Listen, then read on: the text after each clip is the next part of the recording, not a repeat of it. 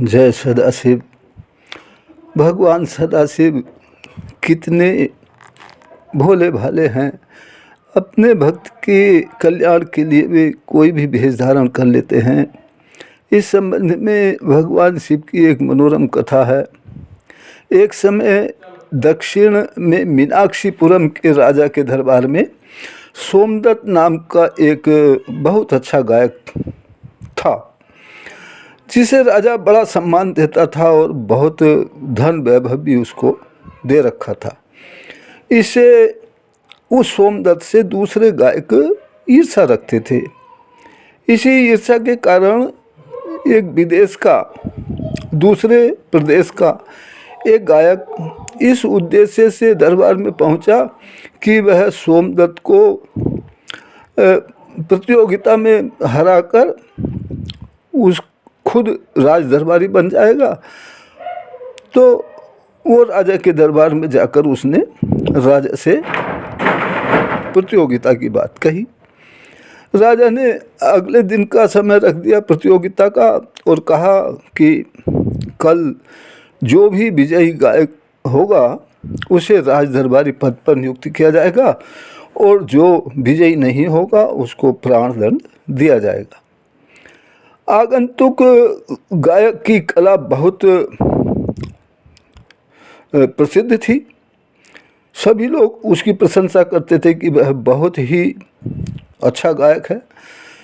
ऐसा सुन करके सोमदत्त को बड़ा डर लगने लगा और उस डर के कारण सोमदत्त रात भर भगवान सोमेश्वर के मंदिर में जाकर भक्ति करने लगा। भगवान सदाशिव से प्रार्थना करने लगा। बड़े ही करुण स्वर में उसने प्रार्थना की, हे प्रभु, मेरी लाज और मेरा जीवन आपके ही हाथ में है।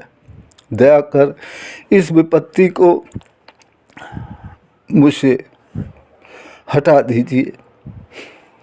अगला दिन हुआ। प्रातः ही शंकर भगवान फटे पुराने कपड़ों में एक भिखारी का रूप धारण कर, जो गायक दूसरे प्रदेश से आया हुआ था, उसके शिविर में पहुंच गए और नारायण हरि कहकर उसके दरवाजे पर खड़े हो गए।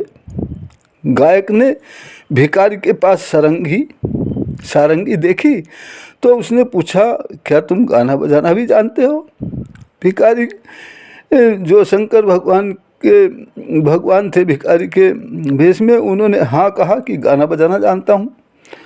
तो आगंतुक जो गायक था उसने कहा, सुनाओ फिर। अब भिखारी के भेष में भगवान सदाशिव ने ऐसा दिव्य गाना सुनाया, ऐसा अनोखा सारंगी का वाद्य बजाया जैसा उसने कभी सुना भी नहीं था, और वह मंत्रमुग्ध हो गया सुनने पर। और उसके बाद उसने पूछा कि आप कौन हो?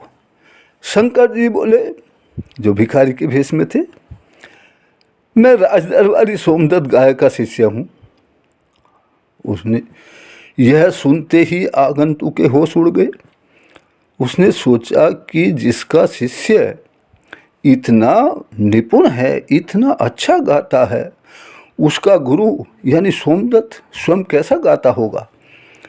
अतः सोमदत्त से परास्त होकर वह अपने प्राण गंवाना नहीं चाहेगा, और यह सोचते हुए तुरंत भाग खड़ा हुआ और अपने देश को भाग गया। इस तरह सोमदत्त की रक्षा हो गई। सोमदत्त को पता भी नहीं चला।